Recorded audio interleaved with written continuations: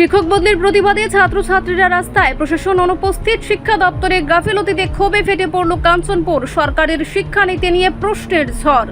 শিক্ষক বদলির প্রতিবাদে কাঞ্চনপুরে ছাত্রছাত্রীদের রাস্তায় নেমে বিক্ষোভ। প্রশাসনের উদাসীনতায় ক্ষোভ।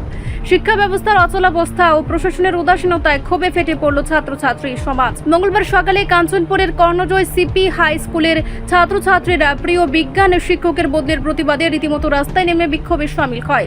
সকাল থেকেই বিদ্যালয় পরিদর্শকের অফিসের সামনে জড়ো হয় শতাধিক ছাত্রছাত্রী। পরে তারা অফিসের গেট তালা মেরে কাঞ্চনপুর শহরের মূল সড়ক অবরোধ করে প্রায় 2 ঘন্টা ধরে। এতে মুহূর্তে শহরে জুড়ে সৃষ্টি হয় তীব্র যানজট। অবরোধস্থলে থাকা ছাত্রছাত্রীরা ক্ষোভ প্রকাশ করে বলেন, আমাদের বিজ্ঞান শিক্ষক ছাড়া পড়াশোনার পরিবেশ সম্পূর্ণ ভেঙে পড়বে। বারবার অভিযোগ জানিয়েও কর্তৃপক্ষ কোনো ব্যবস্থা নেয়নি। সবচেয়ে আশ্চর্যের বিষয়, 2 ঘন্টা ধরে ছাত্রছাত্রীরা রাস্তায় বসে বিক্ষোভ দেখালেও শিক্ষা দপ্তরের কোনো আধিকারিকের ঘটনাস্থলে দেখা যায়নি। প্রশাসনের এই নীরব ভূমিকা নিয়ে ক্ষোভে ফেটে পড়েন অভিভাবকরাও। পরিস্থিতি ঘোলাটে হয়ে উঠলে অবশেষে কর্ণজয় হাই স্কুলের ভারপ্রাপ্ত প্রধান শিক্ষক প্রণব চৌধুরী ঘটনাস্থলে পৌঁছে ঘোষণা করেন, রাজ্য শিক্ষা দপ্তর সংশ্লিষ্ট বিজ্ঞান শিক্ষকের বদলির নির্দেশ স্থগিত করেছে। এই ঘোষণার পর ছাত্রছাত্রীরা অবরোধ তুলে নেয়। তবে এই ঘটনার পর রাজ্যের শিক্ষা দপ্তরের ভূমিকা নিয়ে উঠছে তীব্র প্রশ্ন।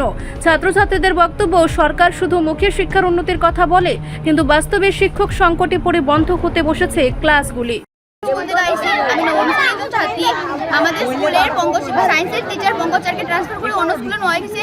আমরা চাই যে আমরা টিচার আমাদের স্কুলেই থাকবে, অন্য স্কুলে ট্রান্সফার আমরা এটা মানতাম না। তাহলে আমরা এখানে রোড ব্লক করছি, যতক্ষণ আমরা দাবি মানা হতো না আমরা এখানেই থাকবো। আসে কিন্তু আমরা ওই সাইডেই লাগবো। কতজন সায়েন্সের টিচার আছে স্কুলে? 2 জন আছে। ওই পঙ্কজেরই লাগবে।